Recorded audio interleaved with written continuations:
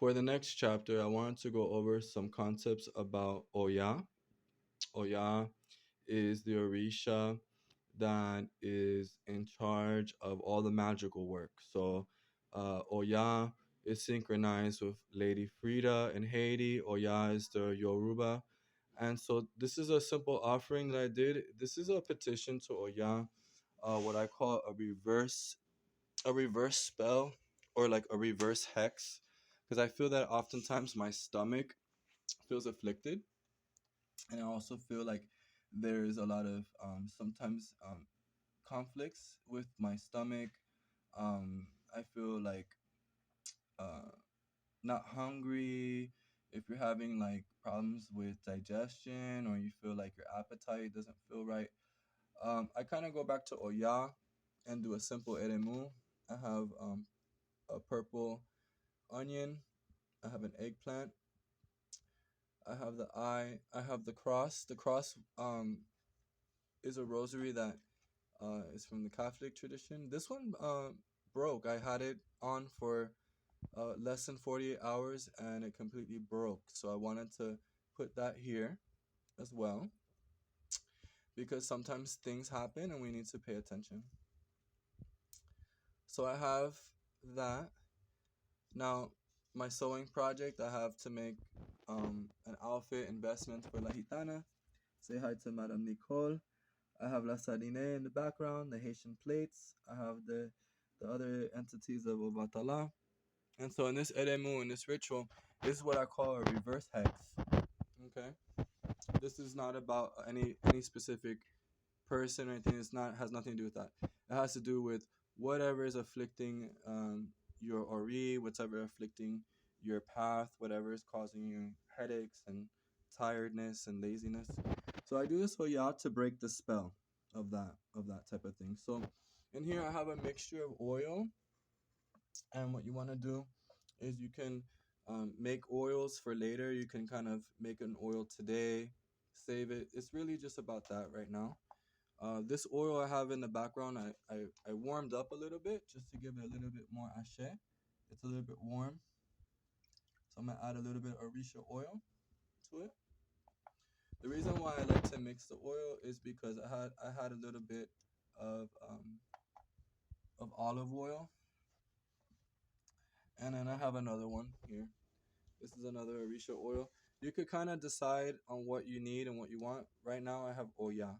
Okay, so this is gonna be a project that I'm gonna work on. Create my own oil. So this is a Oya oil. So I have the seven potencias, the seven African gods, and then to give it a little bit of extra, I'm gonna focus on Oya. This scent has a little bit of a camphor scent, a little bit like a Vicks scent, Vicks vapor scent, a little bit for Oya. I'm just gonna let that mixture work together. This is basically an example. Everybody has a different style, different things, but I like to make an oil in advance, and then this is what I'm gonna use when I go to anoint a candle. I'm gonna use this oil mixture. I'm gonna clean the candles, and then I'm gonna use a little bit of oil to anoint the candle, so that when I make a petition to Oya, I'm able to have a good reading.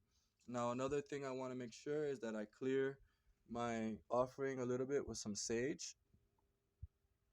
You can use tobacco smoke as well, but initially I want to just kind of quickly kind of use some sage, so that there's no evil, no bad witches, nothing afflicting the work that I'm trying to do. It's just to create a peaceful and clean and clear space. So I do a little bit of that. I have a cigarette. Okay. It's not a substantial cigarette. I just needed a little bit of smoke.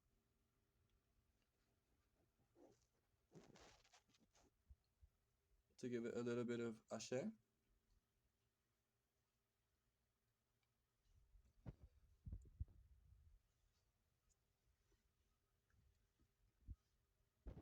Okay. And then I have a twig. Again, this is to clear away any bad energies that would try to interrupt this offering for Oya. Okay. So this is basically a way you clear the air. So you can use a cinnamon stick. Okay. It's important sometimes to do a little bit of smoke work. Okay, because there's a lot of interference sometimes. Okay, and I use a little bit of cinnamon just to clear the air, give a little bit of smoke. So all you have to do is create an offering for Oya. Her colors are purple, orange, red, black, green. She has many colors, many varieties, and many different variations of Oya, different manifestations. These are the cordiales to relate to the eleki. And the reason why I put the sewing project here is just because I just want to kind of add an extra touch. Um, I feel that I want to be able to be creative and be able to do costumes, investments, and different sewing projects because I have this right here. This is going to be my sewing project for my gitana. And I'm going to go back to my roots. I'm going to go back to the sewing traditions and show you how you can make different clothing or vestments. This is an example of kind of vestments that are made of the Roma people. For for my gitana, she's from France. She's a La Madame Nicole. She's French Creole. So this tradition is what you call Oya or Madame Frida. It's just a really strong practice. It's a she was known as the gatekeeper from the underworld. She's at the gates of the cemetery. She protects us from death. She's the witch, the most powerful witch in a way.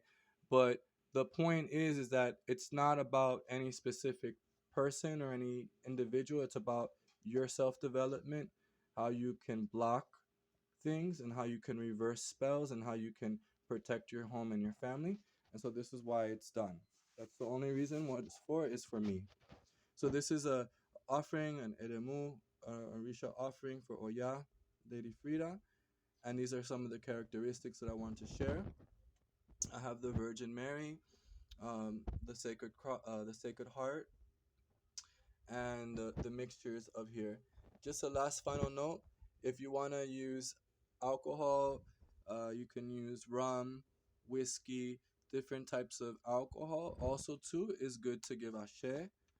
Um, just, just because, just a little bit of alcohol can give it a little bit of enhancement.